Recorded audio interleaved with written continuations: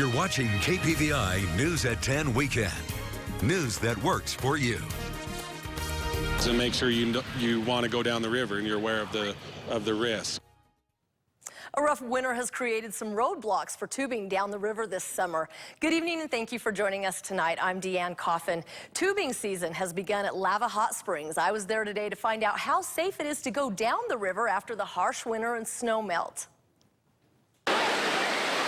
Tubers were sailing down the river today in Lava Hot Springs, and even with the rapid waters after the snow melt, they say they can't wait to go down the river. For some, it's their very first time. I'm excited. It's just a little bit nervous, but I'm excited.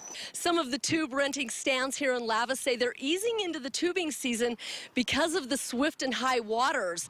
They're only renting out the quads instead of the single tubes, which are easier to flip on the rapids. They're like a big pancake going down the river, and they very rarely tip over. The owner of this tube rental stand says this is the highest he's seen the water in over a decade. He says it's really about tubing at your own risk. It's a natural river. It has rapids. It has rocks in it.